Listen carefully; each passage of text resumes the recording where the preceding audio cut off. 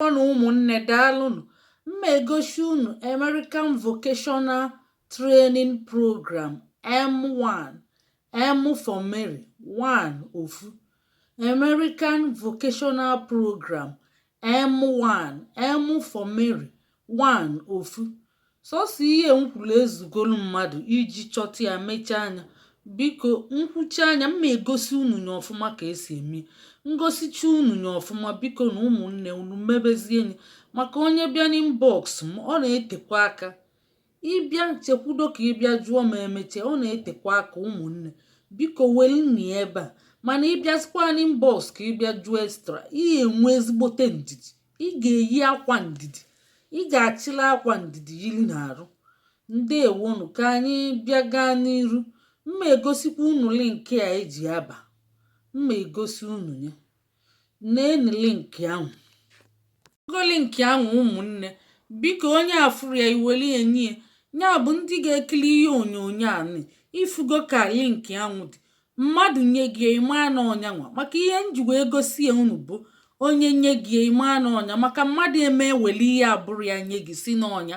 Unu afụ gị unu ga na-enyeghelitela ụmụnne unu aka ka m a na-aga n'iru maka ọtụtụ ada afụ ya. Onye amara achọ ihe dị n'ime comment section unu ga-enyeli aka. Biko na ụmụnne nyeli na ụmụnne unu aka. Onwe ndị amara achọ ịghọtago. Ngwa ka anyị nenezie na ka esi aga n'ime ya bụ webụsaịtị. Chee na aka ghọrọ.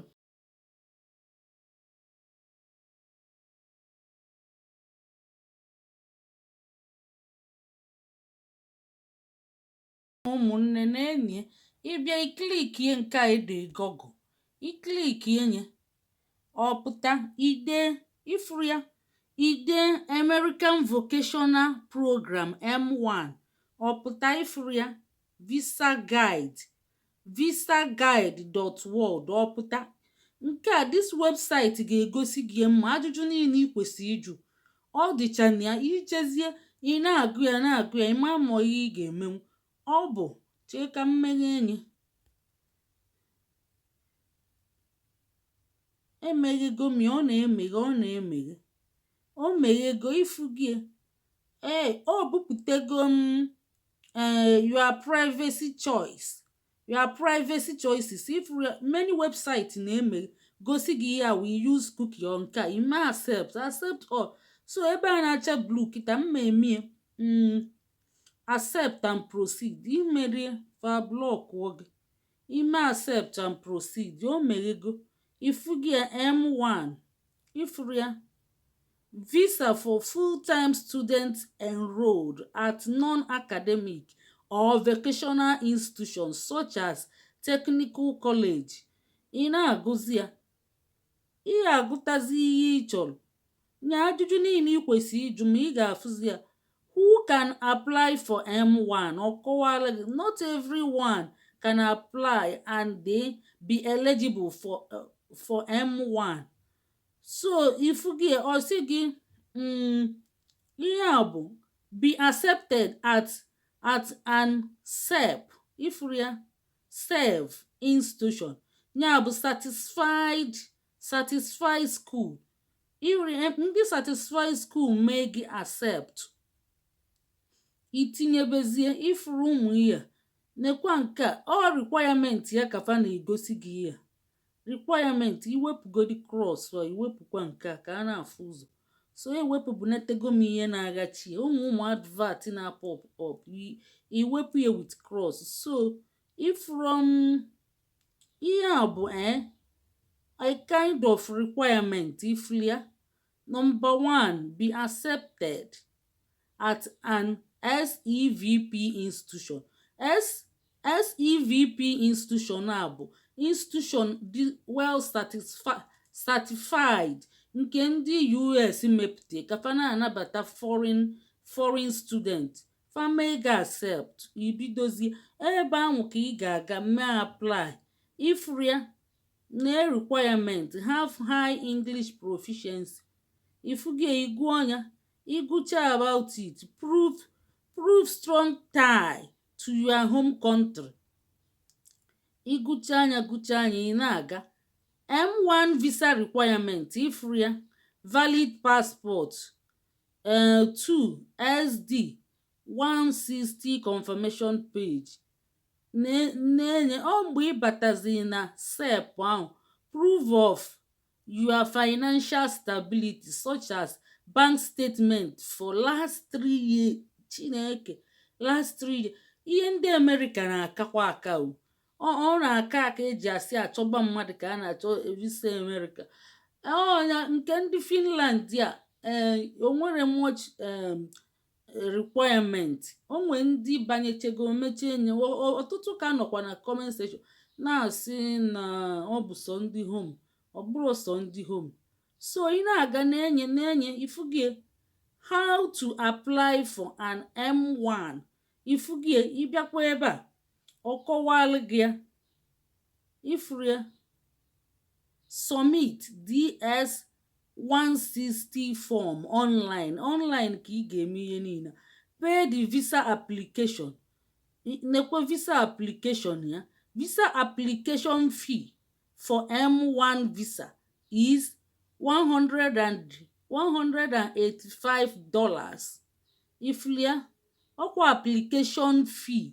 Ihe a bụ application fee $185 a na n'ego be anyị ọ ga-abụ ebe si gboziania 200 n'ego be anyị. Ifuru ya pay the SEV. Ifuru ya SEVIS fee. Ị ga-akwụkwọ ụgwọ nke ahụ nekwuye. Since all international students in the USA are registered in SEVIS, here is also a fee which need to be paid. Ifuru ya ihe akwụkwọ ụgwọ na-enye. Ọ sị no fee for the M1 visa $200. You should pay and keep the receipt as you will need it later. Ifuru ya ajụjụ niile unu na-abịa n'inbox ka ịjụọ m ọkwafa jụọ faza gị what can I do with an M1 visa in the US? Ọ kọwalụ gị ihe ị ga-eme. Ọ sịkwa na however M1 students are not allowed to do the following. Ifuru ya full-time work. Ịghara alụ full-time work mana ị ga na-alụ obele ọrụ. Ifuru ya complete their program as part-time student, change to the program or transfer to another institution after 6 months or being in their program, continue higher education. Ịbịa mme ka ịbịa mme ịghara ama n'ihe ọzọ onye a na-akọwala gị. Ị ga-enwe proof of fund. Ịmago ga-egosi na ị ga-cover your expenses. Ifuru ya ana m agbago enu onwe ebe nchọ ịbanye ka m meghee ya. Ebe ahụ ka ị ga-afụ schools. Ihe a niile bụ ka unu mata na unu ga-abanwu jee mebie n'agbanyeghị ịmago ma ọ bụ mmadụ inyelu gị aka mọ. Hey, yes, chelu ọ na-reload. Chekwelu na ọ na-reload. Hey, mwepụchagodi ụmụ advert na-pop up. O nwee ebe nchọ nje kịta.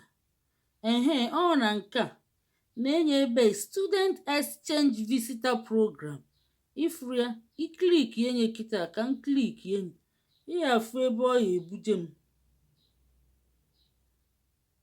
m. O butego gị n'ebe o butere m kịta. O butere m student and exchange visitor program na ihe a bụ web page ọzọkwa o bute gị ebe a. Ị na-agbada ikliki ihe ị na-agbada tili onwe ezi ihe ifu ịma na ifu ozi. Welcome to official SEVP and the SEVS website. Here you can find the latest information and the source for F academic and the M vocational student as well as designated school official DSOS. ebe ka ị ga-afụcha ụmụ ihe ị chọrọ.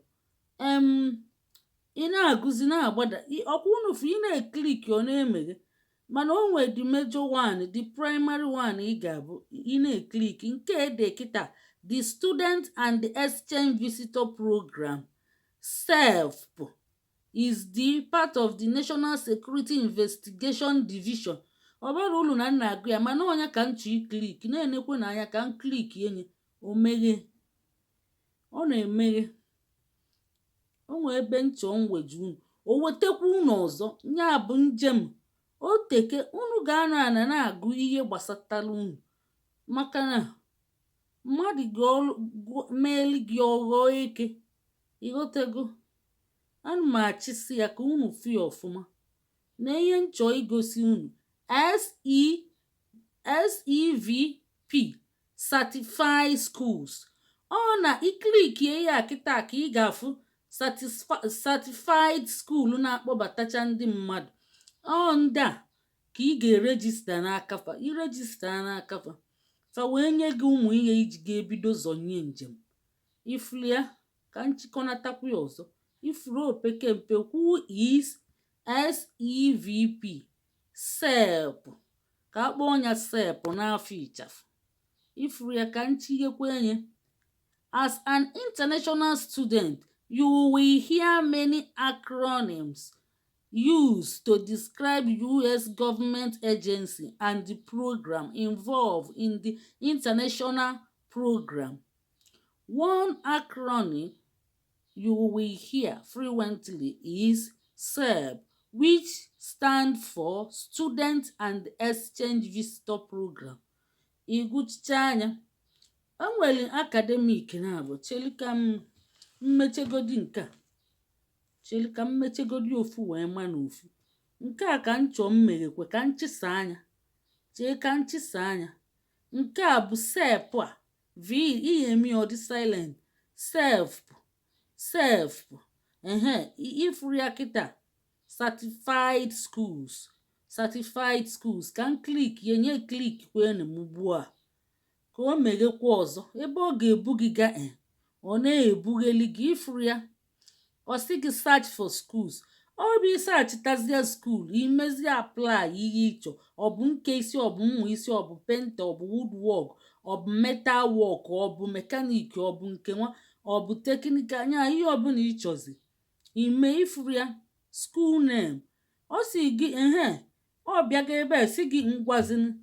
ifuru ya ịgbadaba na kịta nekwa ebe o de apply, unu fulu apply ya, mana o juzini gị school name. ịma school name, ịma school dị certify, ịma ya ịmara ya na ebe a ka edeli na-enye ka ịrọlụ.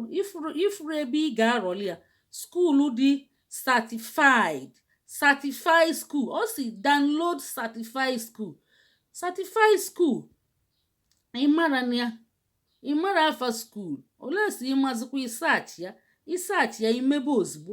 na America buru ibu too much o buru how many states nya how many country make America o rikwe nne eji kpọọ ya United States of America, United States maọbụ inu states. ịmara a na-akpọ America US America, states America, USA nya steeti dị na ya dị too much. ịma inwe ike bido na nke a gaba na nke o tekie gị 2 days ịmara ịga na one part of America.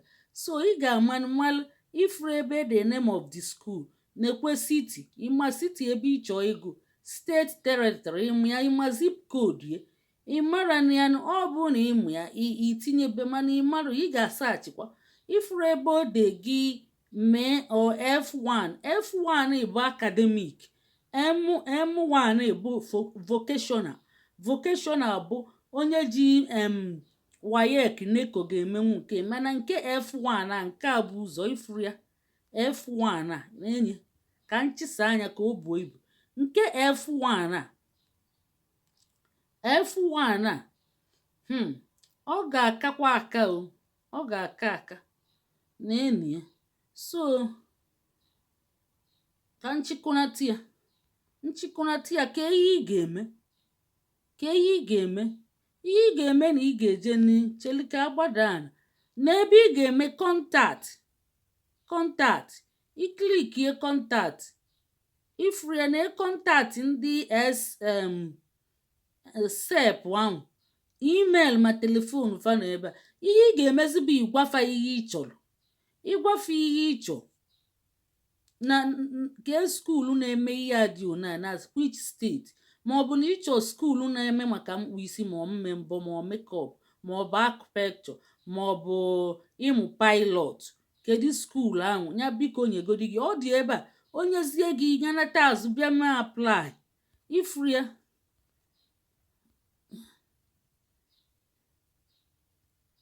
onyezie gị ịṅarị azụ jeme aplai ifri ebe a ịṅarịzie azụ jeme aplai ifri aplai ebe a ifugie imezie aplai ịchọkwa ịchọ onye ebe a ede download certified schools na-enye ịchọ imenye ebe a na-enye ịdownload onye ifu ya certified schools ọnyanwa ụmụnne ibido mmebezie wee na-agụ na-aga n'iru mma arapụ unu maka otokezi ogo ngwa ndewonu ka emesịanụ